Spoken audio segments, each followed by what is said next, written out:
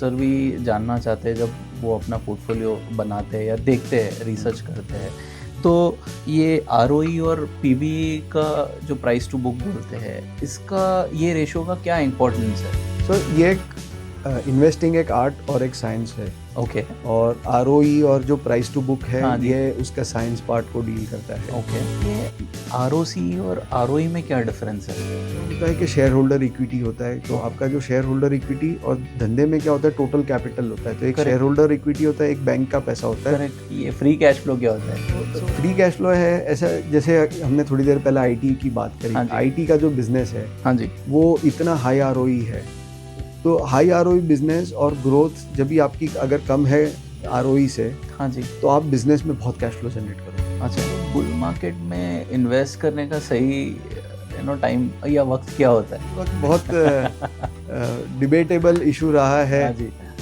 दो टर्म जैसे लोग कहते हैं कि टाइम इन द मार्केट या टाइमिंग द मार्केट, और डिबेटेबल रहा है। एक स्टॉक पोर्टफोलियो और म्यूचुअल फंड को कैसे डाइवर्सिफाई करना चाहिए अपने पोर्टफोलियो में? इन्वेस्टर के लिए ऐसे 3 फाइनेंशियल हैबिट जो उनकी लाइफ बदल सकती है। अभी हम देख रहे हैं काफ़ी यंग एंटरप्रेन्योर्स निकल रहे हैं, यंग एंटरप्रेन्योर्स फ्रॉम इंडिया। तो क्या आप बिलीव करते हैं कि अगला अमेज़ॉन या टेस्ला भारत से निकलेगा? आपके हिसाब से एक ऐसा गुरु मंत्र जो वेल्थ क्रिएशन जर्नी को आसान बना दे?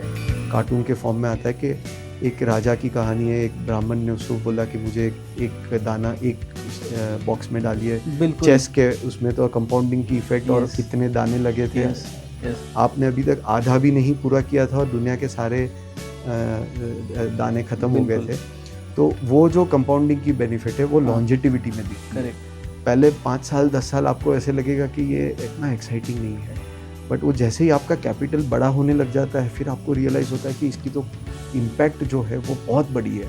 तो जितना लंबा समय आप करोगे उतना ज़्यादा आप जनरेशनल वेल्थ क्रिएट कर सकोगे।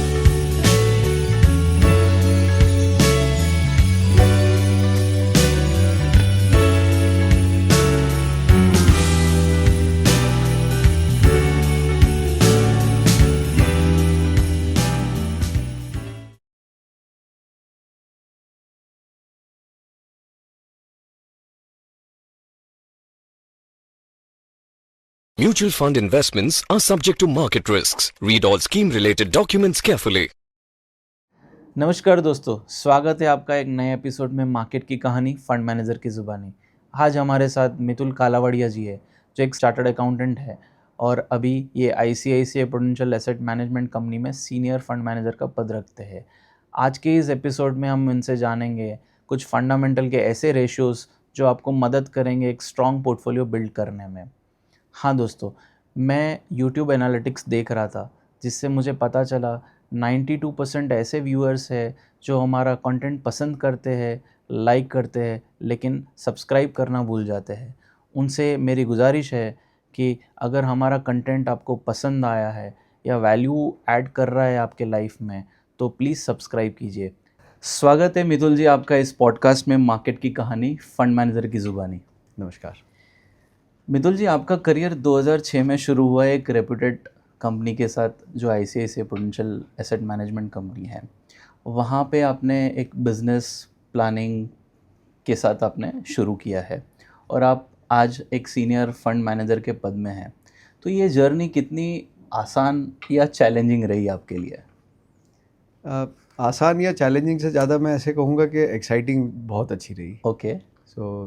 जब भी मैंने ज्वाइन किया तभी मैंने इतना ज़्यादा लॉन्ग टर्म फ्यूचर सोचा नहीं था। ओके। कुछ एक्साइटिंग करना था और कंपनी में एक्साइटिंग रोल्स के अपॉर्चुनिटीज़ आते गए और करते गए, और उसमें से ही बिज़नेस प्लानिंग से जब भी रिसर्च की तरफ आए तो वो एक अच्छा एक्साइटिंग रोल था। और उसमें एक्साइटमेंट ये था कि एक स्किल सीखने को मिल रही थी जो लाइफ टाइम यूजेबल स्किल रहेगी। अच्छा। मेरा फोकस हमेशा वही रहा है कि एक अच्छी स्किल सीख रहे हो आप, अपनी स्किल को हॉन करते जाओ, हाँ जी। Things will follow.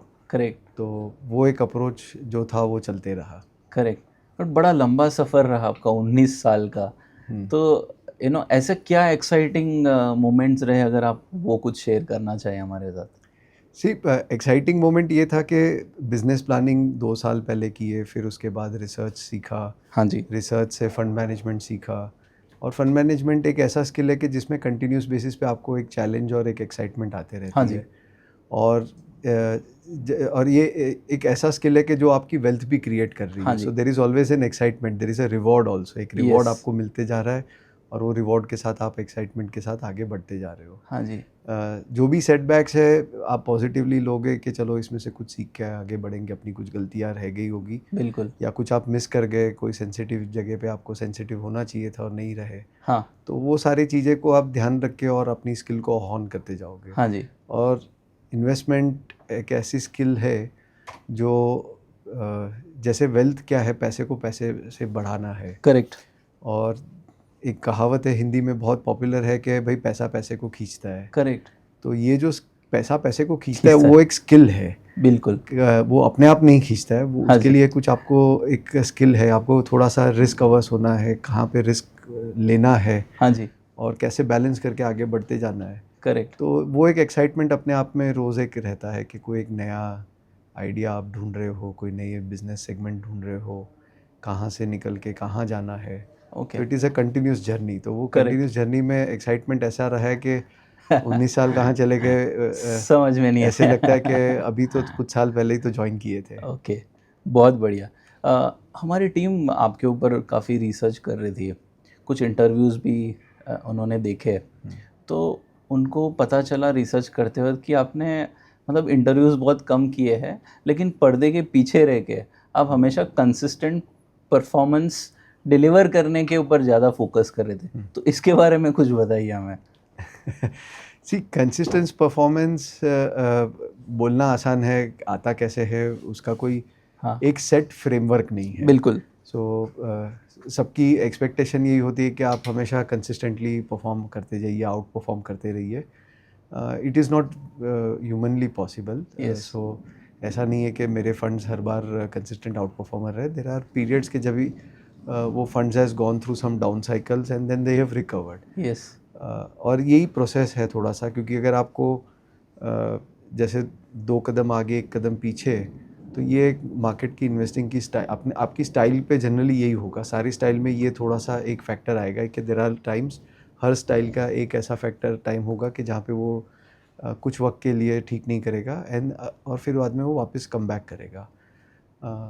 वो टाइम हर स्टाइल के लिए अलग होता है। कुछ स्टाइल लंबे समय तक अच्छा नहीं करती, फिर 1 साल में बहुत ज़ोर से डिलीवर करती है। कुछ स्टाइल शॉर्ट पीरियड के लिए अच्छा नहीं करती है बट डिलीवर करती है, तो फिर इतना ज़्यादा आउट परफॉर्मेंस भी डिलीवर नहीं होता है। तो आप एक कंसिस्टेंसी के पीछे ऑब्जेक्टिव सबका होता है, बट कैसे डिलीवर करते हो वो यस। आउटकम में ही मेजर होता है। हाँ। प्रोसेस सबकी एंडवियर तो वही होती है कि हम हर साल थोड़ा सा अल्फा जनरेट करें। बिल्कुल। बट एक चीज़ रहा है कि अगर आपने बेंचमार्क को कंसिस्टेंटली आउट परफॉर्म करने के पीछे ध्यान ज़्यादा दिया है, तो then you tend to be in that top 2 quartile of performance in the category. Correct. तो आपका परफॉर्मेंस इन कैटेगरी के टॉप 2 क्वार्टाइल के आसपास होता है। हाँ जी, एंड एकदम एक्सट्रीम स्ट्रॉन्ग व्यूज़ नहीं लोगे तो आउट परफॉर्मेंस भी थोड़ी कम होती है, बट नेगेटिव साइड भी आप थोड़ा कम जाओगे। तो वो दोनों के बीच में एक बैलेंस करना एक आर्ट है। हाँ जी। मितुल जी, जैसा आपने बताया कि काफ़ी साइकिल्स देखी है, तो कि आपके कुछ स्कीम्स ने, मैं पर्टिकुलरली एक स्कीम की बात करना चाहूँगा यहाँ पर, जो आप को मैनेज करते ICICI equity and debt scheme, जो 1999 में लॉन्च हुई है। This is one of the oldest scheme of ICICI Prudential. तो इस स्कीम को अभी 26 साल हो चुके हैं, ठीक है।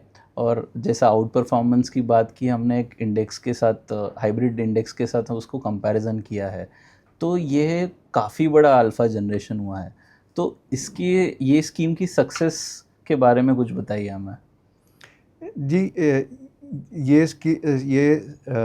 जो स्कीम है वो बहुत ओल्ड रही है। हाँ जी। और over a period of time थोड़ी सी प्रोसेस भी चेंज हुई है, बट ब्रॉडली एक सिमिलर स्टाइल ऑफ इन्वेस्टिंग से चल Yeah. रहे हैं। तो इसमें हम 3 तरीके से अल्फ़ा जनरेट करने की कोशिश करते हैं। ओके। पहला, आप अलग मार्केट लेवल्स पे, सो मार्केट जब भी नीचे है आप अपना हाँ। इक्विटी लेवल बढ़ाइए। तो ये Correct. स्कीम 65 से 80% के बीच में इक्विटी को चेंज कर सकती है। ओके। सो मार्केट जब भी नीचे है आप अपना इक्विटी लेवल बढ़ा दीजिए। हाँ जी। जब भी मार्केट्स एकदम फ्रॉथी वैल्यूएशंस हाँ। के तरफ है तो आप अपना इक्विटी लेवल्स को कम करिए। सो एक अल्फ़ा उधर से भी जनरेट होता है। और लॉन्ग टर्म में भी अगर आप देखोगे तो एक परसेप्शन है कि अगर आपके पास रियली लंबा समय का होराइज़न है तो आप फुल्ली इक्विटी इन्वेस्टेड ही रहिए, तो आपको बिल्कुल। हाइब्रिड क्यों करना है। हाँ जी। बट ये एक स्कीम ऐसा है कि जिसने वो बताया है कि आप लॉन्गर टर्म में भी अगर आप फुल्ली इन्वेस्टेड नहीं रहोगे तो भी आप फुल्ली इन्वेस्टेड फंड के आसपास का रिटर्न पे ही आओगे। लंबे होराइज़न में ये क्यों पॉसिबल है? Because of the volatility. Volatility. आपने अगर volatility on the way down avoid करी है और उसके बाद आपने अगर स्टैटिक पोर्टफोलियो नहीं रख के एक्टिवली उसको जैसे इक्विटी को बढ़ाया है, हाँ जी। तो that increasing in equity helps you to recoup much faster. So Yes. कोई स्टॉक अगर 100 से 50 रुपये आ जाता है तो वो 50% फॉल है, बट 50 से 100 जाता है तो वो 100% गेन हो जाता है। करेक्ट। तो ये एनालॉजी को याद रख के अगर आप फॉल में कम गिरे हाँ। और फिर अपना इक्विटी लेवल बढ़ाते हैं, हाँ। अपना रिस्क एग्रेशन लेवल बढ़ाते हैं, तो आप रिकूप कर पाते हो overall in the longer run. So ये एक फ़िलॉसफी हमारी ये फ़ंड की over a period of time shape up हुई है कि हम एक्टिवली इसको इक्विटी लेवल्स चेंज करते हैं at different points of time market में। ओके। सो एक ये अल्फ़ा जनरेशन का है। सेकेंड अल्फ़ा जनरेशन का ये है कि मार्केट कैप एलोकेशन जो होता है, जैसे Okay. Large cap, mid cap, small cap, हाँ जी। वो तीनों का एलोकेशन आप चेंज करते हो at different points of time in market. आप स्टैटिक वहाँ पे भी नहीं रखते हो। जैसे ये फंड में कई सारे फंड मैनेजर्स चेंज हुए हैं। Okay. So Naren has been one of the long, Naren काफ़ी लंबे समय तक इसमें को फंड मैनेजर या फंड मैनेजर रहे हैं। उसके अलावा हम there are some change in the co fund manager, but broad style जो रहा है वो यही है कि जब भी मार्केट में मिड एंड स्मॉल कैप के वैल्यूएशंस फ्रॉथी हो जाते हैं, वहाँ से आप निकलिए, ओके। आप लार्ज कैप की तरफ टिल्ट करिए, Okay. अपना liquidity of the portfolio top of the market में बढ़ाइए। Okay. At bottom of the market जब भी डर है मार्केट में, जब भी अनसर्टेनिटी है इकोनॉमी में, तभी आपके पास बुरे समय में अच्छे प्राइस मिलते हैं स्टॉक के, तो तभी आप मिड एंड स्मॉल कैप में as a portfolio basket create करिए। सो इसका उदाहरण तरीके से 2017 में ये फंड ने अपना मिड एंड स्मॉल कैप का allocation almost close to zero कर दिया था। अच्छा। 2018 से 20 में वापस से अपना mid and small cap allocation बहुत हाई लेवल पे लेके गए थे। ओके। सो ये चेंज जो है हाँ जी। आपको लंबे समय में over a period of time आपको बेनिफिट करता है। ओके। शॉर्ट टर्म में it may not show up कि आपके परफॉर्मेंस में वो दिखेगा नहीं इतना Okay. जल्दी से, बट लॉन्गर टर्म में ये प्रोसेस जो है बहुत अच्छा आउटकम क्रिएट करती है। और तीसरा जो सबसे महत्वपूर्ण होता है हर पोर्टफोलियो का अल्फ़ा जनरेट करने का तरीका, वो है आपकी स्टॉक पिकिंग की स्टाइल। अच्छा। सो ये फंड की जो स्टॉक पिकिंग स्टाइल है वो काउंटर सिक्लिकल है। ओके। आप जो सेक्टर्स नहीं अच्छा कर रहे हैं, जहाँ पे कंपटीशन बहुत हाई है, मार्जिन नहीं है, आरओई नहीं है, वहाँ पे आप स्टडी करिए कि क्या ये बॉटम है, क्या यहाँ से लोग ये सेक्टर से निकलना शुरू करेंगे, okay. Not as an investor but as a businessman. Got it. तो बहुत जो ज़्यादा एक्साइटमेंट होती है वहाँ पे सबको वही बिजनेस करना Yes. होता है, पर जैसे ही वो एक पैसे नहीं बनते तो हाँ. लोग सोचते हैं कि हम क्या कर रहे हैं, हम क्यों समय बर्बाद कर रहे हैं, बिल्कुल। तो वो लोग निकलना शुरू करते हैं। तो ये एक साइकिल होती है बिजनेस की। तो आप बॉटम ऑफ द साइकिल में सेक्टर्स को आइडेंटिफाई करिए, वहाँ पे वैल्यूएशंस बहुत सस्ते हैं, अट्रैक्टिव है, वहाँ पे अपना एलोकेशंस बढ़ाइए। सो पिछले 5-7 साल में अगर आप देखेंगे तो 2018 से 20 में ये फंड ने अपना काउंटर सिक्लिकल अप्रोच में metals, oil and gas, telecom, okay. ये सारे सेक्टर्स में बहुत ज़ोर से अपना एलोकेशन बढ़ाया था। ओके। सो टेलीकॉम में कंपटीशन बहुत ज़्यादा थी 2018 से 20 के Correct. बीच में, कंसोलिडेशन हो रहा था, तो हाँ ये जी। लास्ट लेग ऑफ कंसोलिडेशन था। ओके। तो बॉटम अप स्टडी सजेस्ट कर रहा था कि लास्ट लेग ऑफ कंसोलिडेशन है, यहाँ से फिर अगले 5-7 साल 10 साल में ये कंसोलिडेट होके नॉर्मलाइज्ड आरओई पे जाएंगे। ओके। तो नॉर्मलाइज्ड आरओई पे जाएंगे तो कितना प्रॉफिट जनरेट करेगा, तो कर वो सकते। बहुत ही अट्रैक्टिव सा लग रहा था वैल्यूएशन। तो आप काउंटर सिक्लिकली स्टॉक्स के वैल्यूएशंस के हिसाब से आप अपना वेट बढ़ाइए ऐसे सेक्टर में। फिर एक होता है कॉन्ट्रेरियन स्टाइल। हाँ। कॉन्ट्रेरियन स्टाइल जो ये फंड करता है कि कुछ बुरी न्यूज़ आती है ओके। तो अच्छा प्राइस आता है। बिल्कुल। तो बुरे न्यूज़ के साथ अच्छा प्राइस जहाँ मिलता है वो वैसे चीज़ों को देखिए। कुछ पॉपुलर बिलीफ होती है जिसको हर्ड मेंटालिटी कहते हैं, ओके। उनको आइडेंटिफाई करिए और देखिए कि क्या ये हर्ड मेंटालिटी के बेट इनके अगेंस्ट में बेट किया जा सकता है। सो वैसे अपॉर्चुनिटीज़ आपको हमेशा मार्केट में मिलते हैं। सो इर्रिस्पेक्टिव ऑफ मार्केट, जनरली कहीं कुछ पॉजिटिव कहीं कुछ नेगेटिव हो रहा है, तो आप वो उनको आइडेंटिफाई करिए और जो बहुत ज़्यादा एक्सट्रीमली हर्ड हो गया है उनसे दूर रहिए। जो बहुत ज़्यादा इग्नोर हो गया है आप उस तरफ थोड़ा सा झुकाव करिए। तो उससे भी एक अल्फ़ा आपका आता है। और third, bottom up stock picking, आप मार्केट अच्छा। शेयर गेनर को ढूंढिए, आप बिजनेस अपॉर्चुनिटीज़ जो लंबे समय में बहुत बड़ा होने वाली है उनको आइडेंटिफाई करके उनमें इन्वेस्ट करके उनको होल्ड करिए लॉन्गर टर्म तक। ओके। सो ये ब्रॉडली 3 पर्सपेक्टिव है जहाँ से हम लोग पिलर्स है जिससे अल्फ़ा जनरेट करते हैं, and that has help this fund to deliver the kind of performance it has delivered over Correct. a period of time is all because of this process जो over a period of time, even irrespective of fund managers जो आए हैं, Yeah. ये process follow हो रही है। बिल्कुल, काफ़ी बढ़िया, हमने काफ़ी इंसाइट्स लिए इससे। मितुल जी, अभी हम देख रहे हैं कि मार्केट में काफ़ी एनएफओज आ रहे हैं, तो अभी आप आईसीआईसीआई प्रूडेंशियल एक एक्टिव मोमेंटम एनएफओ के साथ आ रहा है, तो Yes. इसके बारे में कुछ हमें बताइए। ये थोड़ा सा हमारे जो फिलॉसफी रही है हाँ जी। कि कुछ सालों से हमने एक फिलॉसफी ली है कि एक पर्टिकुलर स्टाइल से हम लोग एसोसिएट नहीं होंगे एज अ फंड हाउस। हम लोग यहाँ पे हमारे जो बुके ऑफ फंड्स है उसमें हर स्टाइल के लिए एक जगह बनाएंगे। अच्छा। तो हमारे पास कुछ वैल्यू फंड्स है, ओके। कुछ ग्रोथ ओरिएंटेड फंड्स है, और एक ये जो है थोड़ा सा मोमेंटम ओरिएंटेड फंड है। ओके। मोमेंटम बोलते ही लोगों के माइंड में पहला परसेप्शन आता है कि ये प्राइस मोमेंटम होगा। यस। हमने थोड़ा स्टडी किया, हमारे स्टडी के हिसाब से हमको जो कंफर्ट एरिया लगा वो लगा कि रेदर देन प्राइस मोमेंटम हम थोड़ा सा इसमें अर्निंग्स मोमेंटम और हमको ट्राई करेंगे। अच्छा। सो कंपनीज जहाँ पे अर्निंग्स के मोमेंटम टर्न हुए हैं, हाँ। सो काफ़ी टाइम से ग्रोथ नहीं थी और सडनली ग्रोथ होना शुरू हो रही Yes. है, या डाउन साइकिल में डी ग्रोथ हो रहे थे स्टॉक्स और वहाँ पे ग्रोथ आना शुरू हो रही है, तो वैसे सेक्टर्स को आइडेंटिफाई करिए। ओके। जनरली आप नंबर बेस्ड चलोगे कि ये प्रिडिक्शन नहीं करोगे पहले से हाँ जी। कि कब होगा, जब भी बिल्कुल। होगा तभी आप उस टाइम पे क्विक रिएक्शन करेंगे। ए वेरी निम्बल फुट होना पड़ेगा आपको कि फटाफट रिएक्ट करना है, और रिएक्ट करने के बाद आप उसको होल्ड ऑन करोगे जब तक उसकी वो मोमेंटम टूट नहीं जाती है। ओके। कई बार क्या होता है कि ये मोमेंटम जो होती है वो कई सालों तक चलती है, कुछ कुछ सेक्टर्स में 5-5 साल 10 साल की मोमेंटम हो सकती है। तो वैसे आइडेंटिफाई करके आप उसमें अर्निंग्स अपसाइड और अर्निंग्स सरप्राइज को पॉजिटिवली खेलते रहिए, और वैल्यूएशंस पे थोड़ा फोकस, रिलेटिवली दूसरे जो वैल्यू स्टाइल होगी उसमें ज़्यादा होगा, इसमें थोड़ा कम होगा, बट इसमें आप बाय अर्ली नहीं होंगे, आप थोड़ा सा इसमें नंबर्स से थोड़ा सा लेट आओगे, बट आप सेल करने में भी बहुत जल्दी नहीं होगे, आप थोड़ा सेल करने में भी थोड़ा लेट होगे, तो आप पूरा एक साइकिल पकड़ पाओगे। और सेल में भी सिमिलरली, जैसे ही कंपनी ने डिसअपॉइंट करना शुरू किया, आप अपना पहले वेट कम करोगे, फिर और डिसअपॉइंटमेंट चलोगे, तो आप कुछ और रिलेटिवली जो अच्छा लग रहा है उस तरफ फंड को एलोकेट करके मूव कर दोगे। हाँ जी। जो हमें पास्ट हिस्ट्री मोमेंटम के अगेंस्ट में रही है, हाँ जी। Generally people have not liked या momentum as a style, but हाँ जी। we have studied something, we think that there is a इसके ये एक प्रोडक्ट के लिए थोड़ी सी जगह है मार्केट में, ओके। जिसको एक्सप्लोर किया जा या सकता है। जैसा आपने बताया, आरओई एक बहुत इंपॉर्टेंट रेशियो होता है फंडामेंटल तौर पे एक स्टॉक पिक करने के लिए, तो हमारे इन्वेस्टर भी जानना चाहते हैं जब वो अपना पोर्टफोलियो बनाते हैं या देखते हैं, रिसर्च करते हैं, तो ये आरओई और पीबी का जो प्राइस टू बुक बोलते हैं, इसका ये रेशियो का क्या इंपॉर्टेंस है, तो अगर इसके बारे में आप हमें कुछ बताएंगे तो। अच्छा, सो ये एक इन्वेस्टिंग एक आर्ट और एक साइंस है। ओके। और आरओई और जो प्राइस टू बुक है, हाँ जी। ये उसका साइंस पार्ट को डील करता है। ओके।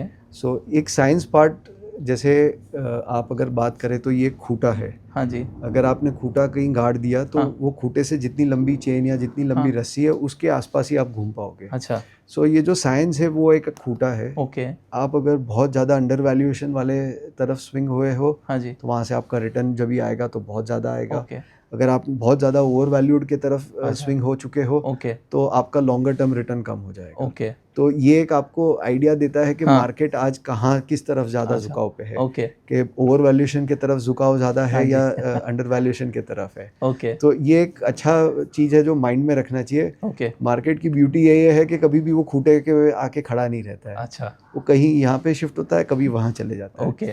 तो आपको एक आइडिया आता है इससे कि आप कितना किस तरफ ज़्यादा है, कि फियर है मार्केट में ज़्यादा या ऑप्टिमिज्म ज़्यादा है। ओके। ऑप्टिमिज्म ज़्यादा है, वैल्यूएशन ज़्यादा है, तो आपके हाँ। शायद लॉन्ग टर्म रिटर्न्स कम होंगे, तो या। आपको थोड़ा कंजर्वेटिव चलना है। ओके। और इसका मैथमेटिकल फार्मूला एक एस्टैब्लिश किया हुआ है। सो आप या जी। अगर सीएफए के रिलेटेड बुक्स पढ़ोगे या ऑनलाइन भी सर्च करोगे, करेक्ट। तो एक फार्मूला है कि ROE minus g upon KOE, cost of equity minus g. Correct. इससे आप जब भी आप ये फॉर्मूला को इक्वेट करोगे तो एक आपको प्राइस टू बुक दिखाएगा कि क्या प्राइस टू बुक है। तो अजम्पशंस है आपके। हाँ जी। अब वो अजम्पशंस आपके बिजनेस के अंडरस्टैंडिंग के हाँ। पे बिल्ड है, या जी। और जितना आपके अजम्पशंस राइट होंगे उतना लॉन्गर टर्म में ये प्राइस टू बुक आपको बताएगा कि इसके आसपास आप लोगे तो आपको इतने रिटर्न होंगे जनरेट, क्योंकि कॉस्ट ऑफ इक्विटी जो है वो आपके लॉन्गर टर्म रिटर्न क्या आने वाले हैं उसका एक इंडिकेशन है।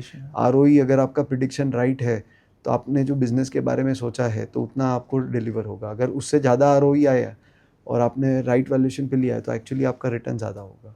सो इसका एक मैथमेटिकल एक इक्वेशन है और उसको यूज़ करने का तरीका है कि अगर आपने ROE जो सोचा है उससे अगर ज़्यादा डिलीवर किया कंपनी ने तो आपके लॉन्गर टर्म रिटर्न्स बेटर होंगे।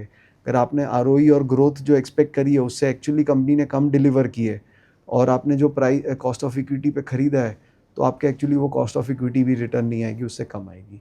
सो ये एक साइंस पार्ट है, उसको यूज़ करने का फिर एक आर्ट का एक अलग तरीका है। ओके। इन्वेस्टर हमेशा यही खोज में रहते हैं कि 15 से 20% वाले ROE कंपनीज को ढूंढने में लगे रहते हैं। तो क्या इसको हमें एज ए बेंचमार्क देखना चाहिए या फिर इसके बारे में कुछ बताइए। देख, ये एक बात आपकी सही है कि जनरली लोग थोड़ा सा ग्रोथ माइंडसेट से चलते हैं। और जैसे आपने मेरे को थोड़ी देर पहले पूछा कि 19 साल क्यों रहा, क्योंकि यहाँ पे कुछ एक ग्रोथ मिल रही थी लर्निंग की। तो वो एक एक्साइटमेंट में आप गलत कम जाते हो। हाँ जी। सो ग्रोथ एक ऐसा फैक्टर है जो यंग और डेवलपिंग कंट्री लाइक अस में जहाँ पे डेमोक्रेसी स्टेबल होएगी तो आपको क्या है कि ग्रोथ एक ऐसा है कि जो आपको रिटर्न्स बेटर कर सकते हैं। जैसे मैंने कहा कि वो ROE माइनस जी है, अगर आपने जो प्रिडिक्ट किया उससे ग्रोथ बेटर आया तो आपका रिटर्न्स बढ़ जाता है। करेक्ट। वैसे ही ये यहाँ पे भी एक उसका इम्पैक्ट है कि आप हमेशा 15 से 20% ROE के बीच में ट्राई करते हो। जनरली एक थंब रूल ऐसा है कि आपकी जो ROE है उससे ज़्यादा अगर आप ग्रो कर रहे हो तो आपको मार्केट से कैपिटल लेने जाना पड़ेगा। अगर आप उसके आसपास ग्रो कर रहे हो या थोड़ा सा कम कर रहे हो तो आपको कभी भी मार्केट से कैपिटल उठाने नहीं आना पड़ेगा। बिल्कुल। तो आप अगर समझो 15-20% ROE पे हो, या जितना हायर द बेटर, और अगर उसके साथ ग्रोथ ला सकते हो तो आप बहुत ज़्यादा वेल्थ क्रिएट कर सकते हो। क्योंकि कंपाउंडिंग क्या है, हम मार्केट में, स्टॉक मार्केट में कंपाउंडिंग बोलते हैं कि 15% CAGR रिटर्न है या 20% CAGR रिटर्न है, तो 10 साल में 20% पे आप 6 गुना करोगे। करेक्ट। वही चीज़ आप बिजनेस पे भी लगाइए तो वहाँ पे उसका CAGR क्या है, उसका CAGR ROE है। अगर आप 20% से अगर बिजनेस का ROE मेंटेन कर रहे हैं, हाँ जी, और अगर आप ग्रोथ ला रहे हैं तो आप 20 साल में क्या कर दोगे, धंधे को 6 गुना कर दोगे विदाउट कैपिटल इन्फ्यूजन। अगर आपका ग्रोथ हाई है, हाँ जी, तो आप शायद 6 गुना से ज़्यादा करोगे, बट आपको डाइल्यूट भी थोड़ा करना पड़ेगा। बिल्कुल। सो क्या वैल्यूएशन पे डाइल्यूट करते हो उसके ऊपर इम्पैक्ट आएगा, बट वो थोड़ा सा टेक्निकल को छोड़ देंगे तो आपका ये एक सिंपल अंडरस्टैंडिंग है। तो जितना हाई ROE और उसके बाद अगर आप ग्रोथ ला रहे हो तो आपका कंपाउंडिंग बेनिफिट बहुत ज़्यादा होगा। इसलिए आप देखिए कि अगर IT कंपनीज देखेंगे तो उन्होंने बहुत ज़्यादा वेल्थ क्रिएट किया है। ये क्यों रहा, क्योंकि उनका ROE बहुत हाई रहा, plus at the same time उनमें बहुत ज़्यादा ग्रोथ थी for a good period of time. आज वो ग्रोथ कम होने लग गई है, ROE आज भी है बट ग्रोथ कम हो गई है। बट जब भी उनका हाई ग्रोथ फेज था तो उन्होंने अपनी जो, अगर आप उनके बैलेंस शीट देखें, उनके कैश फ्लोज देखें, उन्होंने कितना डिविडेंड दिया है, they have generated a huge amount of capital. True. तो ये कंपाउंडिंग का जो लाइव एग्जांपल अगर अपने को देखना है तो this is what you can see. Okay. ये ROCE और ROE में क्या डिफरेंस है? सो ROE क्या होता है कि शेयर होल्डर इक्विटी होता है। तो आपका जो शेयर होल्डर इक्विटी, और धंधे में क्या होता है, टोटल कैपिटल होता है। तो एक शेयर होल्डर इक्विटी होता है, एक बैंक का पैसा होता है, दोनों का जोड़ोगे। और तीसरा होता है जो आपने वर्किंग कैपिटल में लोगों से, बिजनेस में अगर आपका समझो नेट वर्किंग कैपिटल नेगेटिव है, आपके वेंडर्स आपको ज़्यादा पैसा अपफ्रंट दे रहे हैं, तो ये तीनों का मिला के आप जब भी कैलकुलेट करोगे तो टोटल कैपिटल होता है डिप्लॉयड। तो टोटल कैपिटल पे आप कितना जनरेट कर रहे हो, और ये जनरली प्री टैक्स देखा जाता है। तो उसको पोस्ट टैक्स भी देख सकते हैं, बट जनरली इसका जो फॉर्मूला है वो प्री टैक्स का फॉर्मूला है। तो प्री टैक्स अगर आपने जो टोटल कैपिटल डाला है, अगर वो FD या कॉस्ट ऑफ डेट से कम है, तो एक्चुअली बिजनेस को बहुत ज़्यादा फंड्स की ज़रूरत लगेगी। आपको इक्विटी इन्फ्यूजन करना पड़ेगा, बिकॉज आपके पास जो कॉस्ट ऑफ कैपिटल है वो पे करने के लिए पैसा नहीं रहा।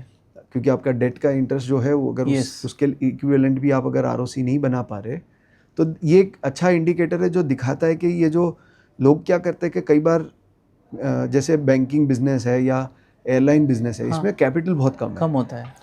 और लेवरेज आपने बहुत ज़्यादा बहुत किया, पर ज़्यादा वो लेवरेज का नेगेटिव इम्पैक्ट भी आता है। हाँ। जब भी आपके आरओई, जब भी आपका आरओसी कम हो जाता है, हाँ तो आपका एक झटके में सडनली जो इंटरेस्ट कॉस्ट है हाँ वो इतना हाई होगा कि आपकी पूरी प्रॉफिट को जीरो कर सकता है। तो ये अच्छा। आपको एक आइडेंटिफाई करने दिखाएगा कि कौन से बिजनेस ज़्यादा वॉलेटाइल होंगे तो कौन से कम होंगे। हाँ अगर आप ओवरऑल कॉस्ट ऑफ कैपिटल पे अच्छा रिटर्न जनरेट कर रहे हो, हाँ तो लेवरेज भी अगर आपका है तो वो that will amplify your returns more. बिल्कुल तो बिल्कुल। ये कैपिटल स्ट्रक्चर आपको बिजनेस का समझ में हाँ जी। आएगा और आपको दिखाएगा कि कहाँ ज़्यादा रिस्क है, कहाँ कम रिस्क है। ओके, आई थिंक बहुत आसान शब्दों में आपने समझाया आरओसी क्या है, आरओई क्या है, प्राइस टू बुक क्या है।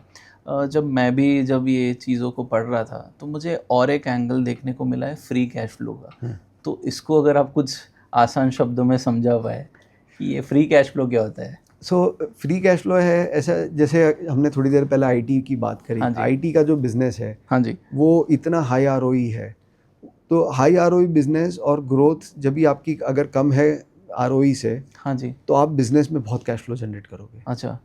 सो एक दूसरा प्रिंसिपल है कि अगर आपका आरओई और ग्रोथ कम है आरओई से, तो आपके पास तो फ्री कैश फ्लो अच्छा आना है okay. Over a long period. Short period में थोड़ा सा आगे पीछे हो सकता है, कुछ साल इन्वेस्टमेंट चल रहा है तो नहीं होगा। बट अगर आपका लो आरओई है और हाई ग्रोथ है, तो आपको कैपिटल की ज़रूरत पड़ेगी, तो फ्री कैश फ्लो नहीं होगा। तो फ्री कैश फ्लो नहीं होने के कारण आपको क्या होगा कि आपको कैपिटल मार्केट्स पे डिपेंड करना होगा। अगर कैपिटल मार्केट्स बहुत बुल रन में है तो आपको इजीली कैपिटल मिल जाएगा हाई वैल्यूएशन पे, तो आप बिजनेस चला पाओगे। बट कोई कारण से अगर समझो, जैसे वॉरेन बुफे कहते हैं कि अगर 20 साल मार्केट बंद हो गई, हाँ जी। आपको अलाउड ही नहीं है कुछ करना, ओके। तो आप क्या करोगे? तो वो बिजनेसेस जो लो आरओई, लो कैश फ्लो जनरेटिंग है, हाँ उसमें वेल्थ क्रिएट कर पाना बहुत मुश्किल हो जाएगा, मुश्किल हो क्योंकि उनकी लो आरओई के कारण वो वो बिजनेस को ग्रो नहीं कर पाएंगे। उनको हर बार अपना खुद के कैपिटल के लिए वेट करना होगा। तो जब भी कैपिटल अगले साल आएगा तब जाके अगला प्लांट लगेगा, फिर उसके बाद तीसरा प्लांट लगेगा। डिमांड बहुत होगी बट आप डिप्लॉय नहीं कर पा रहे हो क्योंकि आपके पास कैपिटल नहीं है, या फिर आपको अपने आप को डाइल्यूट करना पड़ेगा। तो उसका ये रिलेशनशिप है। और फ्री कैश फ्लो एक ऐसा इंडिकेटर है, या ऑपरेटिंग कैश फ्लो उसके पहले वाला जो एक लेवल है फ्री कैश फ्लो के ऊपर, ओके। वो आपको दिखाता है कि कौन से बिजनेस में अकाउंटिंग जगलियरी से प्रॉफिट किया जा रहा है। अच्छा। सो ऑपरेटिंग कैश फ्लो आपको बहुत अच्छे से आइडिया दे देगा कि ये कंपनी ने जेन्युइनली कोई प्रॉफिट नहीं जनरेट किया है, अकाउंटिंग जगलरी करके प्रॉफिट बना दिया है। अच्छा।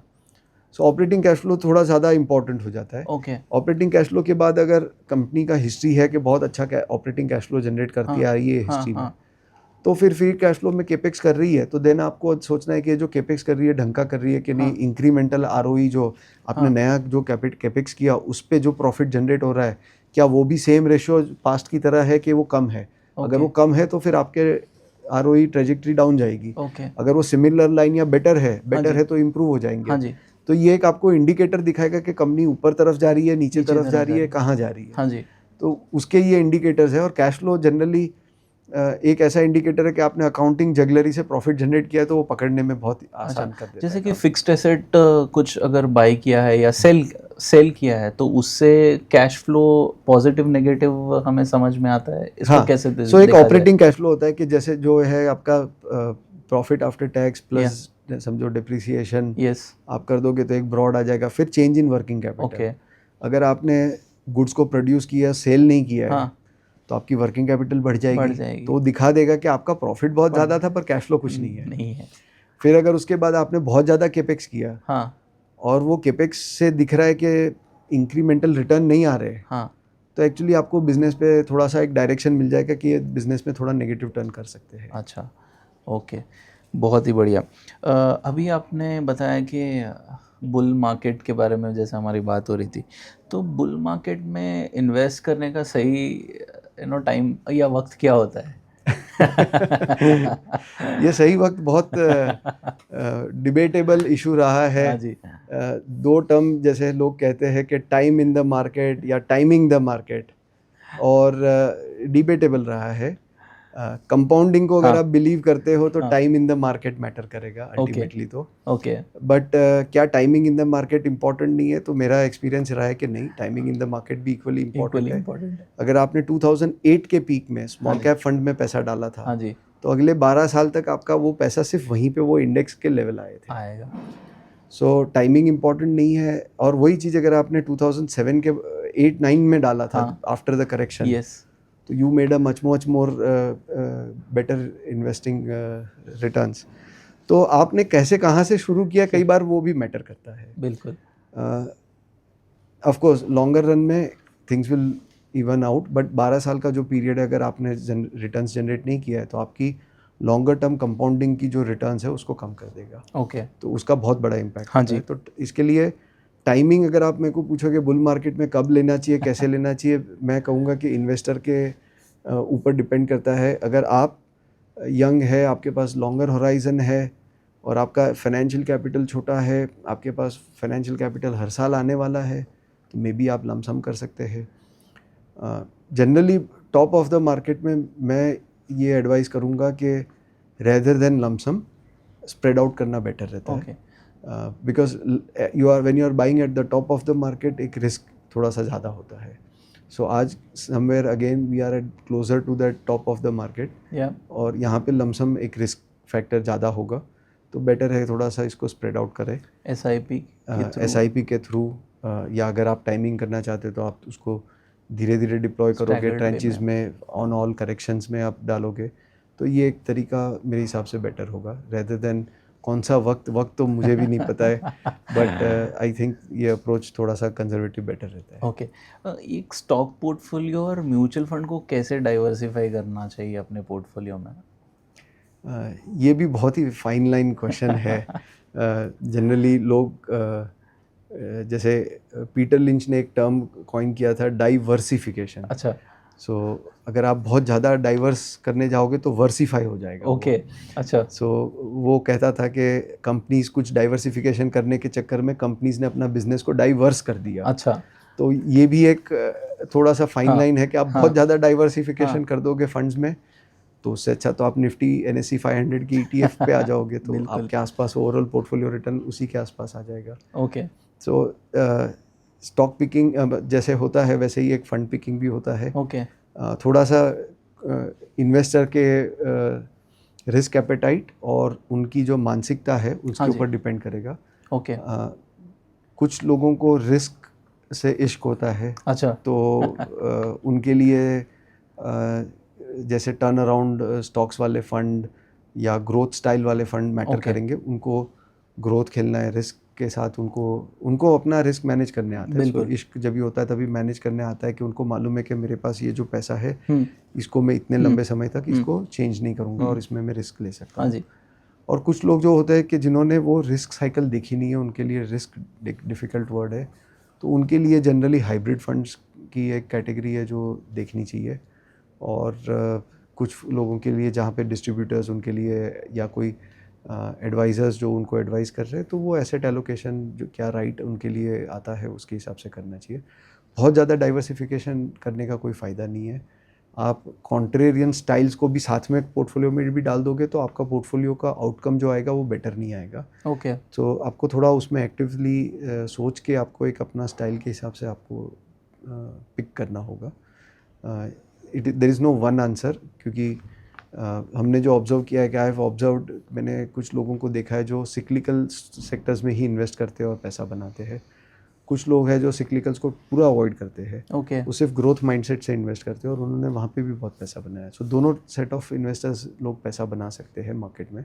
आप अपने स्ट्रेंथ पे खेलिए, हाँ जी। अपनी वीकनेस को बहुत आगे मत आने दीजिए। और अगर आपको बहुत ज़्यादा समझ में नहीं आ रहा है तो then stick to flexi cap oriented funds, जहाँ पे फंड मैनेजर्स एक्टिवली अपना large cap, mid cap, small cap allocation change करेंगे, सेक्टर्स को डाइवर्सिफाई करते रहेंगे, चेंज करते रहेंगे।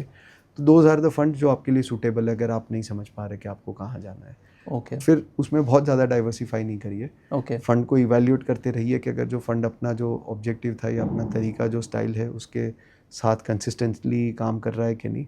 अगर वो अपना प्रोसेस कंसिस्टेंटली फॉलो कर रहे हैं तो वो फंड ठीक है। ओके। एक यंग इन्वेस्टर जिसका इन्वेस्टमेंट होराइजन अबाउट 10 इयर्स का है, तो उनको जैसा आपने डाइवर्सिफिकेशन की बात की है, तो एक कौन सी कैटेगरीज के म्यूचुअल फंड उनके पोर्टफोलियो में होने चाहिए? जैसा मैंने बताया एक यंग इन्वेस्टर है 10 इयर्स के लिए, तो आपके हिसाब से क्या कैटेगरीज होने चाहिए उसमें? सी जनरली जैसे फ्लेक्सी कैप एक category is a better category. Okay. आप अगर यंग इन्वेस्टर हो, रिस्क एपेटाइट आपका हाई है, ओके। आपने इक्विटी कल्चर देखा हुआ है सालों से, हाँ। तो आप मिड कैप स्मॉल कैप के तरफ भी आप जा सकते हैं। ओके। बट वो आपको थोड़ा सा एक्टिवली टाइम करना चाहिए, हाँ। रेदर देन ब्लैंकेट लेके थोड़ा सा एक्टिवली टाइम करना चाहिए। हाँ। या फिर आप SIP के माध्यम से आइए, करेक्ट। तो आपका स्प्रेड होते रहेगा over a period of time. दूसरी एक कैटेगरी है जो आपको हमेशा एक अपने पोर्टफोलियो में रखना चाहिए, वो है hybrid.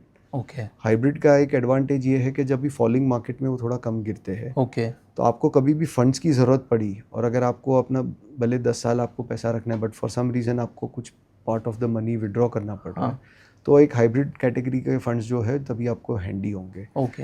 And at the same time कभी मार्केट में बड़े करेक्शंस आते हैं, हाँ जी। तो आप ये हाइब्रिड कैटेगरी के फंड्स को यूज़ कर सकते हैं to increase the allocation to more riskier nature of stocks and funds which you want to buy. True. तो इससे क्या होगा कि आपका लॉन्गर टर्म रिटर्न कुछ परसेंटेज पॉइंट से बेटर होना शुरू हो ओके। जाएगा। और सिमिलरली आपका जब भी मार्केट एकदम फ्रॉथी वैल्यूएशंस में हाँ। होता है, तो आपने जो SIP से स्मॉल कैप या मिड कैप में करे हैं, वहाँ से आप निकल के थोड़ा सा हाइब्रिड की तरफ आइए। ओके। सो एक हाइब्रिड एक रखिए, एक फ्लेक्सी कैप, और then mid and small cap थोड़ा टेक्टिकली करिए। ओके। जैसा हमने मितुल जी देखा है, लास्ट फाइनेंशियल ईयर 24-25 ने FII में तकरीबन 4 लाख करोड़ तकरीबन आसपास का जो सेल किया है मार्केट में, उसके अगेंस्ट DI ने क्लोज टू अबाउट 6,08,000 करोड़ का बाइंग किया है। और अभी हाल ही में हमने देखा है कि लास्ट क्वार्टर का जब नंबर्स हम देख रहे थे, तो अबाउट 22,000 करोड़ का उन्होंने बाइंग किया है। तो मेरे यहाँ पर 2 पॉइंट है। पहला तो ये है कि FII ने लास्ट ईयर इतना सेल क्यों किया और ये पैसा कहाँ गया, और दूसरा मेरा क्वेश्चन ये है कि क्या FII की डिपेंडेंसी कम हो चुकी है अभी इंडियन मार्केट में? तो अगर इसके ऊपर आप अपने कुछ इंसाइट्स देंगे। देखिए, FII जैसे सोचता है, जैसे हम लोग एक सोचते हैं कि पोर्टफोलियो बना रहे हैं, हाँ।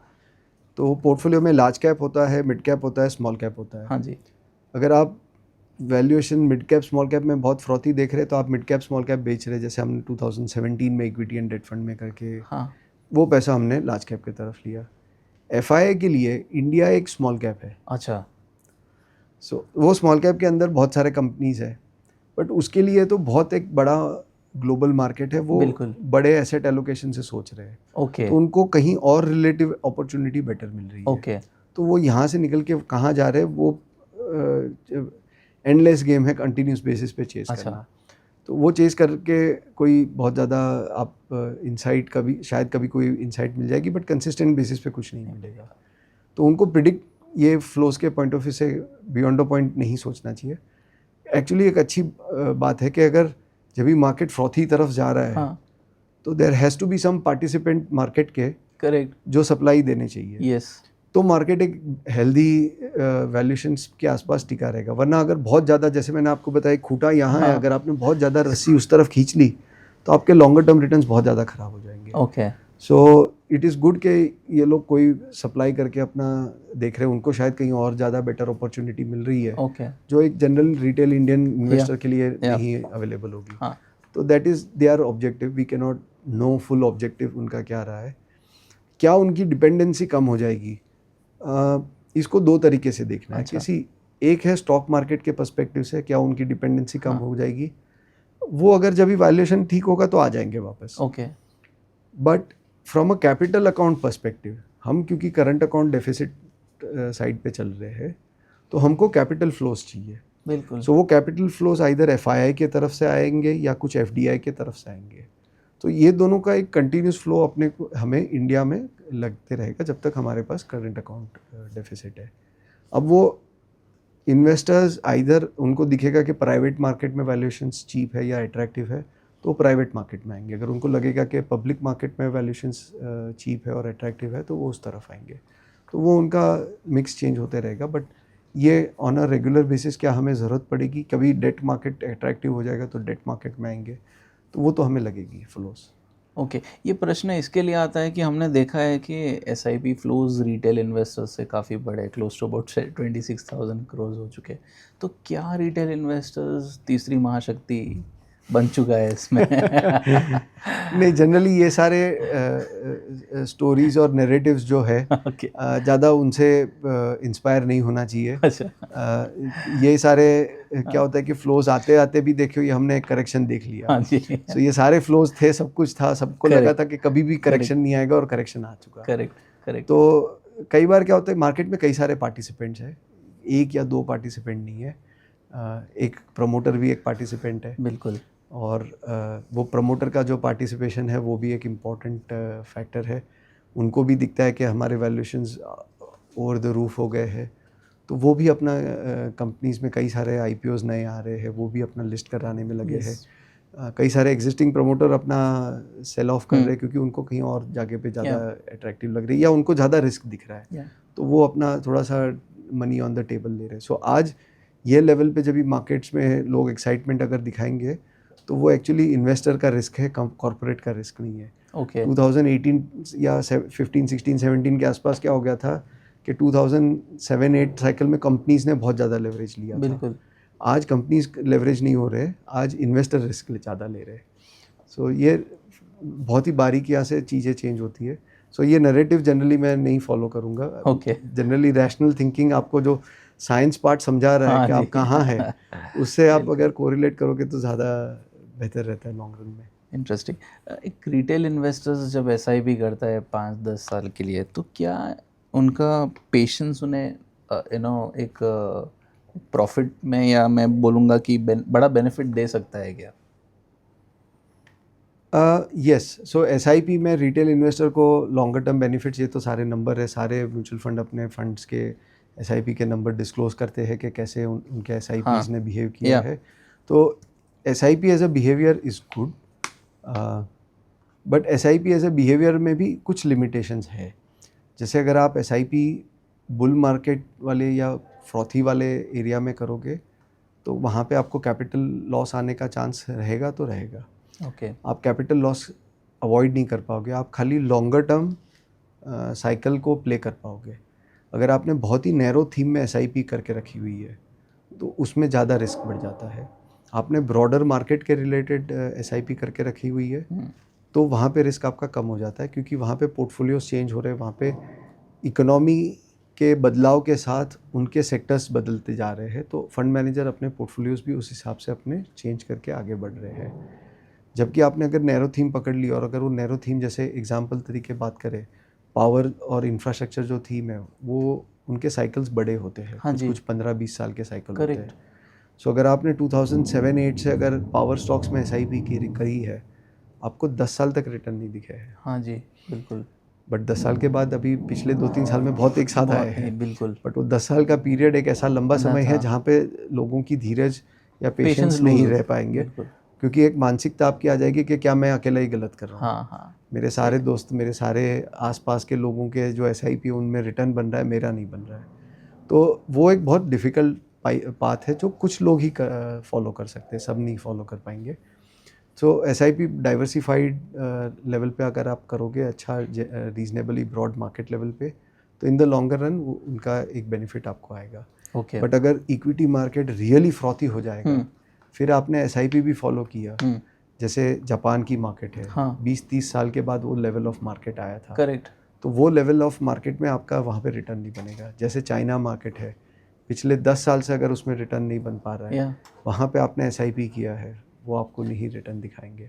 सो SIP भी की भी कुछ लिमिटेशन होती है, आपके कौन से एसेट में आप हो और उनका कैसा लॉन्गर टर्म रिटर्न है, वो काफ़ी मैटर करेगा वहाँ पे। सो अगर आप कोई फ्रॉथी चीज़ में है, वहाँ पे SIP नहीं काम कर पाएगा। ओके। हम भारत की ग्रोथ स्टोरी को कैसे देख लें अगले 5 साल के लिए? सो एक थोड़ा सा सिंप्लीफाइड तरीके से अगर मैं कहूँ तो ग्रोथ जो है एक फैक्टर मॉडल से अगर आप देखें तो लेबर कितना ग्रोथ हो रहा है, कैपिटल का ग्रोथ कितना हो रहा है और प्रोडक्टिविटी क्या आ रही है, ये तीनों का कॉम्बिनेशन से चेंज इन डेल्टा अगर आप तीनों का करके कंबाइन करेंगे तो आपकी मीडियम टर्म आप ग्रोथ को प्रिडिक्ट कर सकते हैं कि एज अ कंट्री कितना ग्रो करेंगे। सो जो डेमोग्राफिक डिविडेंड वाला है, लेबर पार्टिसिपेशन इंक्रीजिंग इंडिया के लिए, उसके रिलेटेड जो ग्रोथ आना है वो अगले और 5-7 साल या 8-10 साल तक इंडिया के लिए चलते रहेगा।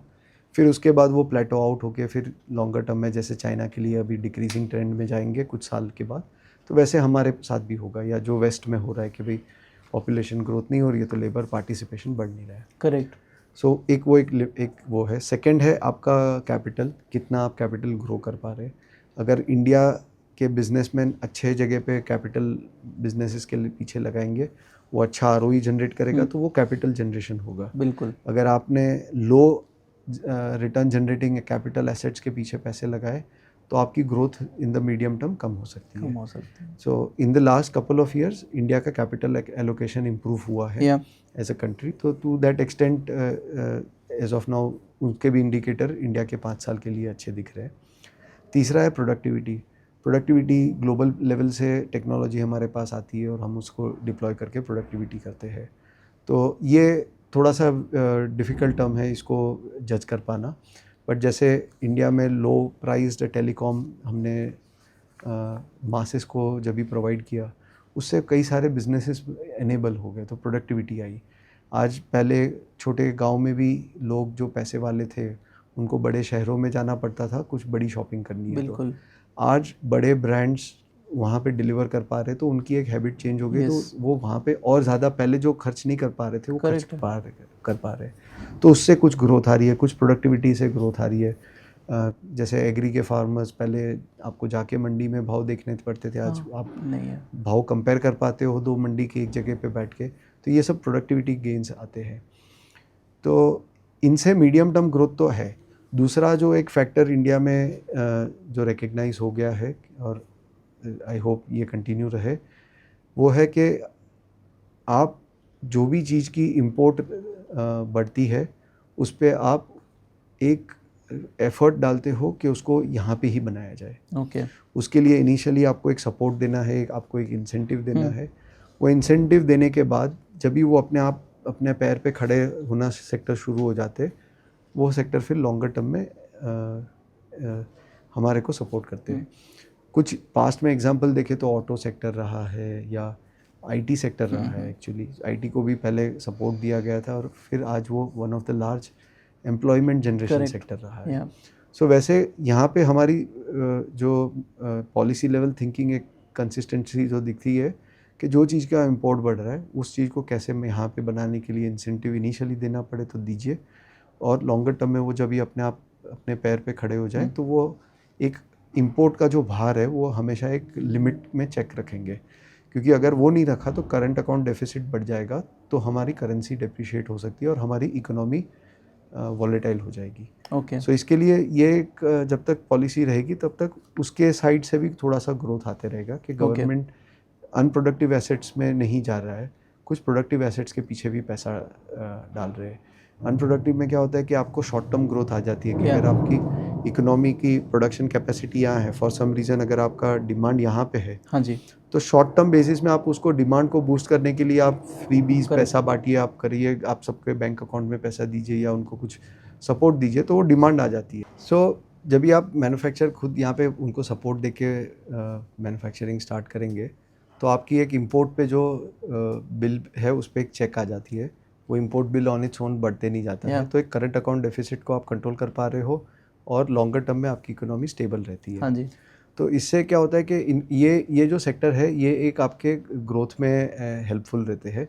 इनडायरेक्टली आपने जो पहले फ्रीबीज आप बांटोगे समझो, अगर आप फ्रीबीज कहीं पे दे रहे हो तो फ्रीबीज से क्या होता है कि आपकी एक नेचुरल डिमांड या प्रोडक्शन कैपेसिटी यहाँ है, आपकी demand for some temporary reason नीचे आ गई है, तो उसको बूस्ट करने के लिए आप फ्रीबीज दीजिए तो फटाफट आ जाएगी। हाँ जी। बट अगर आप डिमांड सप्लाई के बहुत ही फाइन बैलेंस पे चल रहे हैं और अगर आपने फ्रीबीज दिया तो डिमांड बढ़ जाएगी और इन्फ्लेशन आ जाएगा। बट अगर आप यहाँ पे चल रहे हैं और लॉन्गर टर्म को कुछ इंसेंटिवाइज करना है तो आपको क्या करना है, आपको बेसिकली कंटिन्यूस बेसिस पे आपको कैपिटल इन्वेस्टमेंट भी गवर्नमेंट की तरफ से या प्रोडक्टिव एसेट्स में गवर्नमेंट अपने पैसे लगाएंगे तो गवर्नमेंट के जो कैपिटल जो है वो भी एक अच्छे रिटर्न के साथ जा रही है, तो वो लॉन्गर रन में एक आपका कैपिटल फॉर्मेशन जो मैंने बताया वो एक अच्छा प्रोडक्टिवली हो रहा है, तो आपकी मीडियम टर्म ग्रोथ अच्छी रहती है। तो I think from that perspective India के अगले कुछ साल तक समय अच्छा रहता है, कंटिन्यूस रहेगा। जब तक पॉलिसी लेवल ये फ्रेमवर्क ठीक रहेंगे तब तक तो इशू नहीं लग रहे। ओके। हमें काफ़ी मैसेजेस आते हैं व्यूअर्स के कि जब वो पोर्टफोलियो डाइवर्सिफिकेशन की ओर जाते हैं और एसेट डाइवर्सिफिकेशन की ओर जाते हैं, तो क्या गोल्ड ETF रखना चाहिए अपने पोर्टफोलियो में? ये एक सवाल रहता है उनके मन में। ये बहुत ही ट्रिकी सा क्वेश्चन है। ओके। और इसके अगेंस्ट में डेटा अगर देखें तो 2008 से अगेन वापस देखें हाँ। तो from peak of the market क्या मार्केट ने गोल्ड को आउट परफॉर्म किया है? लंबे समय तक नहीं किया था। पिछले कुछ 1-1.5 साल में ही जाके वो रिटर्न्स को ब्रेक करके गोल्ड से बेटर रिटर्न आया। करेक्ट। तो जो historical behaviour of Indian consumer रहा है कि भाई हमने गोल्ड में पैसा डाला, क्या उसने रिटर्न नहीं जनरेट किया है? दैट इज़ रॉन्ग टू से। उसने एक अच्छा खासा रिटर्न जनरेट किया है फॉर एन एवरेज पीपल। कुछ लोग अपना स्टॉक पिकिंग करके और ज़्यादा पैसा वेल्थ क्रिएट कर सकते हैं, बट वो तो इंडिविजुअल स्किल की बात हो गई। मासेस के लिए gold has generated reasonably good returns. Is it a good diversification? तो जैसे आप खाली इंडिया नहीं, अगर आप दूसरी भी कंट्रीज़ देखेंगे ना, जैसे टर्की है, कुछ लैटिन अमेरिकन कंट्रीज़ है, वो वहाँ पे भी इंडियंस की तरह बिहेवियर है कि गोल्ड में इन्वेस्ट करिए। अच्छा। ये बिहेवियर कब काम आता है कि जब भी आपकी पॉलिसी लेवल या गवर्नमेंट लेवल पे कंट्रोल्स नहीं है या आपकी गवर्नमेंट बहुत ज़्यादा वॉलेटाइल रहती है, तो क्या होता है कि आपकी करेंसी बहुत ज़्यादा फ्रीक्वेंटली डिप्रिशिएट हुआ करती है। और जहाँ पे करेंसी डिप्रिशिएट बहुत ज़्यादा होती है वहाँ पे gold as a return asset class आपको एक नेचुरल हेज दे देता है पोर्टफोलियो को और रिटर्न जनरेट करता है। इंडिया में भी वही हुआ है कि जब भी वॉलेटाइल टाइम पीरियड आए हैं तभी गोल्ड के रिटर्न्स इन रुपी टर्म्स बहुत अच्छे बन गए। पिछले 6 महीने पहले भी अभी जब ये ग्लोबल लेवल पे टर्मोइल आया तो गोल्ड के भाव भी बढ़े और हमारी करेंसी भी डिप्रिशिएट हुई। तो दोनों तरफ से रिटर्न्स बने। तो gold is a good that way. Now whether आपको गोल्ड ETF या कमोडिटी खुद लेके करना है या कुछ उसमें ट्रेड करना है, तो जैसे मल्टी एसेट फंड है, हाँ जी, उनमें ये इनबिल्ट फीचर है जहाँ पे वो गोल्ड ले सकते हैं, गोल्ड लेते हैं, गोल्ड बेचते हैं। तो ले बेच में उनका जो है वो टैक्स एफिशिएंट वे है उनका तरीका, क्योंकि वो अक्रॉस एसेट क्लास अपना जब भी पैसा शिफ्ट करते हैं तो वो fund are not taxed. Whereas individually आप करने जाओगे तो आपको एक बीच में टैक्स का हर बार एक इम्पैक्ट आते रहेगा। तो एक वो एंगल है जहाँ पे multi asset as a fund category better रहेंगे rather than trying to time it yourself। अगर आपको टाइम नहीं करना है तो ये भी एक तरीका सोचा जा सकता है। बहुत ही बढ़िया। मितुल जी, हम लास्ट राउंड की ओर मूव करते हैं जो व्यूअर्स का काफ़ी फेवरेट राउंड माना जाता है, रैपिड फायर राउंड।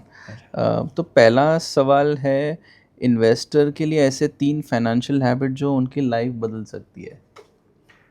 देखिए, एक ही चीज़ है कि अगर आप देखें तो इन्वेस्ट तब करना है या उस एसेट क्लास में करना है जहाँ लोग इग्नोर कर रहे हैं। अच्छा।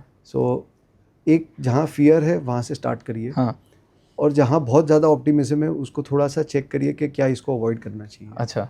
ये एक डिसिप्लिन है जो बहुत कम लोग लाते हैं, बट ये एक देखना ज़रूरी है। अच्छा।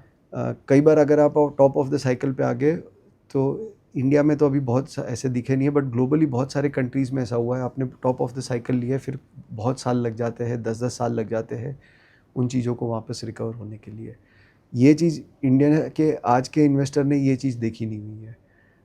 हिस्टोरिकल इंडिया में भी ऐसा एक वक्त आया था जब भी वो फेज़ देखा गया था, बट ये अभी काफ़ी लास्ट 10-15 साल से किसी ने देखा नहीं है, तो ये एक इग्नोर्ड फेस हो गया है। Okay. So buy when people are fearful, sell when people are very optimistic. Okay. तो एक ये थोड़ा सा कल्चर फंड्स में भी आपको लाना चाहिए। दूसरी अगर हैबिट मेरे को पूछेंगे तो एक लॉन्जिटिविटी ऑफ इन्वेस्टमेंट्स जो है वो इंडिया के इन्वेस्टर्स में मैंने नहीं देखी है। आप अगर कुछ प्रोसेस फॉलो कर रहे हैं इन्वेस्टिंग का, या आपने एक कैपिटल डेडिकेट किया है कि मैं ये कैपिटल को लंबे समय तक कंपाउंड करना चाहता हूँ, तो उसको अक्रॉस एसेट क्लास भले आप चर्न करिए, हाँ जी, बट उसको लंबे समय तक वो फंड्स को अवेलेबल रखिए। क्या होता है कि अगर मैंने कुछ जगह पे पैसा बना लिया, बहुत अच्छा पैसा बन गया, चलिए मैं थोड़ा स्पेंड कर देता हूँ, मैं थोड़ा ये ले लेता हूँ, थोड़ा वो ले लेता हूँ, थोड़ा यहाँ जहाँ चले जाता हूँ, वहाँ देख आता हूँ तो वो उसमें क्या होता है कि आपकी कैपिटल जो है आपने विड्रॉ कर ली। जैसे ही आपने अपनी कैपिटल विड्रॉ करी है, जो कंपाउंडिंग के जो 3 पिलर्स है, एक है रेट ऑफ रिटर्न, दूसरा है कैपिटल, और तीसरा है लॉन्जिटिविटी ऑफ कैपिटल, ओके तो आपने लॉन्जेटिविटी और इसको इम्पैक्ट कर दिया आपने कैपिटल को। जैसे ही आपने कैपिटल विड्रॉ कर दिया, आपकी लॉन्जेटिविटी है पर आपका कैपिटल कम है, तो कंपाउंडिंग बेनिफिट आपको कम दिखेगा। सो कंपाउंडिंग का अगर रियल बेनिफिट आपको लगाना है तो लॉन्जेटिविटी को एक इनकॉर्पोरेट करना है। और तीसरी जो एक बिहेवियर है वो ये है कि अक्रॉस एसेट क्लास देखिए। ओके खाली एक या दो एसेट क्लास पे मत फोकस करिए। हर एसेट क्लास का एक अपना समय आता है, कभी डेट का भी एक अच्छा समय होगा, कभी इक्विटी का होगा, तो एक बैलेंस्ड अप्रोच रखिए। Okay so balance approach, longevity, okay और buy when things are fearful, everybody is fearful, asset attractive valuation पे है, and sell when everybody is chasing and things are very optimistic. I think आपने बहुत ही बढ़िया youth की एक nerve पकड़ी है। जैसा हमारा दूसरा सवाल यही था कि sector rotation versus by hold आपके हिसाब से क्या रहना चाहिए। आई थिंक आपने ऑलरेडी वो आंसर कर दिया है। तो मैं ये देखता हूँ कि भारत में यूथ जल्दी रिटायर होने की सोच रहे, तो ये फायर मोमेंट के बारे में आपका क्या व्यू है? देखिए ये बहुत ट्रिकी क्वेश्चन है, मैं इसके लिए बहुत मार भी पड़ सकती है, पर मेरा अपना पर्सनल ओपिनियन जो मैं मानता हूँ और थोड़ा ऑब्जर्वेशन से जो मैंने इतने सालों से देखा है, एक्चुअली रिटायरमेंट क्या है। ओके आप अगर अगर दिमाग बहुत तेज़ चल रहा है, अगर आपका दिमाग है, और अगर आप रिटायर करोगे, आपका दिमाग तो बंद नहीं होने वाला है, बिल्कुल, तो वो आपको कहीं और लेके चले जाएगा। अगर आप कहीं गलत रास्ते पे चले गए, तो एक्चुअली रिटायरमेंट का जो बेनिफिट है वो बेनिफिट की जगह पे नेगेटिव हो जाएगा। ओके सो एक सम जो बुद्धि है उससे ध्यान देना चाहिए कि आपको जो अच्छा लगता है। सो मैं रिटायरमेंट या फायर वाली जो मूवमेंट आपने कही, उसका मैं ऐसे सोचूंगा कि आप एक स्ट्रेसफुल अननेसेसरी स्ट्रेस को हटा के आपको जो अच्छा लग रहा है, आप जिसमें अपना मन लगा के और अच्छे से काम करना चाहते हैं, वो चीज़ करिए। अब वो सोशल एक्टिविटी हो सकती है या वो आपका इन्वेस्टिंग एज ए कैरियर भी हो सकता है। सो कुछ लोगों को इन्वेस्टिंग करने में बहुत मज़ा आता है। अगर वो अपना काम छोड़ के, इन्वेस्टिंग छोड़ के कुछ नहीं करना चाहेंगे, तो एक्चुअली वो बहुत ज़्यादा सालों तक नहीं रह पाएंगे। एक वॉरेन बुफे ने अपनी एक AGM में बहुत बढ़िया उदाहरण दिया था। उनके साथ एक एम्प्लॉई थी, या उन्होंने एक जो इन्वेस्टमेंट कंपनी एक लेडी से ली थी, वो लेडी कुछ तकरीबन 100 साल तक अपनी कंपनी में काम करते रही। अच्छा। और जैसे ही उन्होंने रिटायरमेंट लिया 100 साल के बाद, वो 3 साल के बाद वो चल बसे। तो वॉरेन बुफे ने मजाकिया तब में कहा कि कभी रिटायर मत होइए। अच्छा क्या ये सही है साइंस के पॉइंट ऑफ व्यू से मुझे नहीं पता, बट मैं इतना जानता हूँ कि अपनी जो शरीर की क्षमता है उसमें एक रूल है, यूज़ इट और लूज़ इट। अच्छा, अगर आपने कोई बॉडी के पार्ट को, अंग को यूज़ करना बंद कर दिया, आप देखिए वो अंग है ना वीक होना शुरू हो जाता है। वो अंग अपनी जो उनकी जो स्ट्रेंथ होती है या उनकी जो कैपेबिलिटी होती है, वो सेंसेस चले जाते हैं। ओके।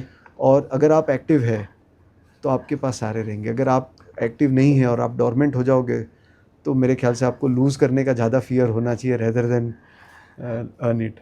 सो कुछ नहीं करना से ज़्यादा कुछ ऐसा करिए जिसमें आपका मन लगे और जो आपके लिए लंबे समय तक हेल्पफुल रहे, आपकी वेल्थ को ग्रो करने में हेल्प करे। ऐसे चीज़ों में ध्यान दीजिए। आई थिंक इतना बढ़िया इंटरेस्टिंग आंसर अभी तक मैंने नहीं सुना है रिटायरमेंट के बारे में। मैं अगला सवाल लेता हूँ। अभी हम देख रहे हैं काफ़ी यंग एंटरप्रेन्योर्स निकल रहे हैं, यंग एंटरप्रेन्योर्स फ्रॉम इंडिया। तो क्या आप बिलीव करते हैं कि अगला अमेज़ॉन या टेस्ला भारत से निकलेगा? आशा तो सबकी वही है, उम्मीदें हैं। क्या वो अभी निकल सकता है?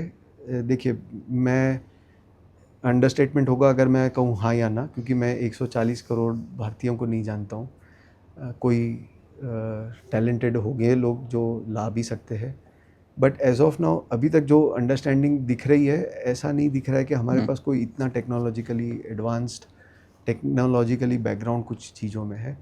क्या हमारे एंटरप्रेन्योर्स और हमारे स्टार्टअप केपेबल है।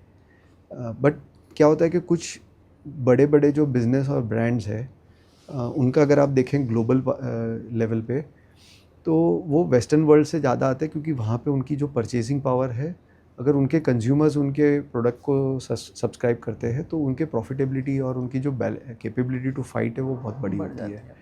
इंडिया से वो ब्रांड्स बन के बाहर ब्रांड्स, या इंडिया छोड़िए आप कोई भी दूसरी इमर्जिंग कंट्री से देखिए, बहुत कम ब्रांड्स है जो ग्लोबल वेस्टर्न लेवल पे अपील करते हैं, तो उनको बनाने में टाइम लगता है, तो it can take long time.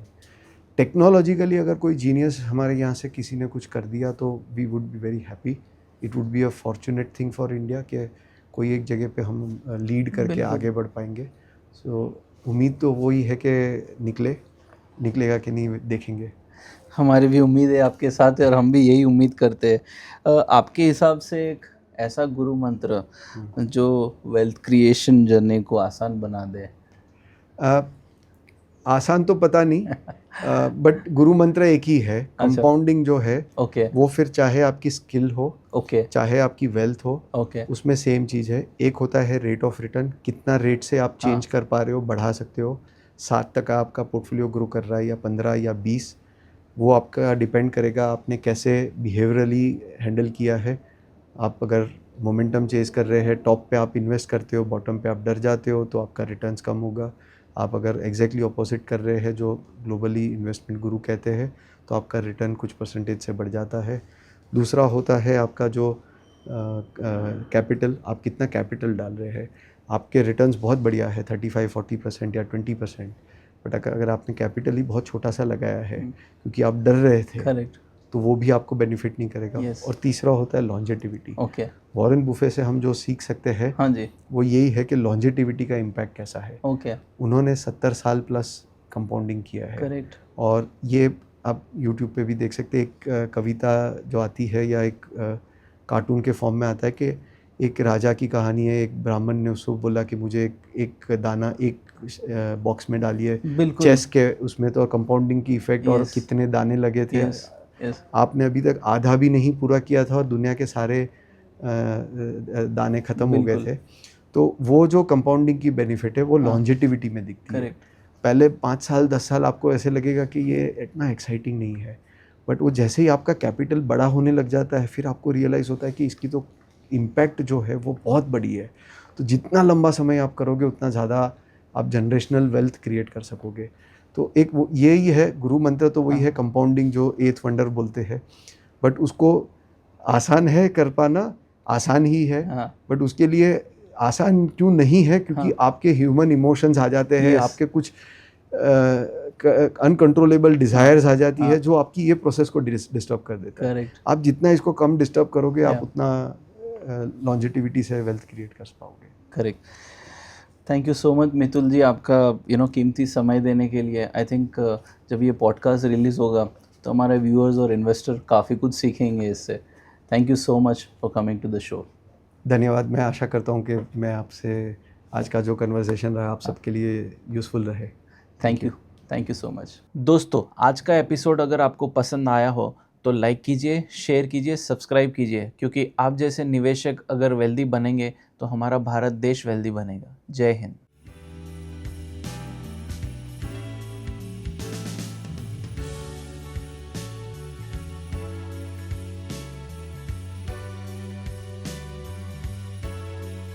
Mutual fund investments are subject to market risks. Read all scheme related documents carefully.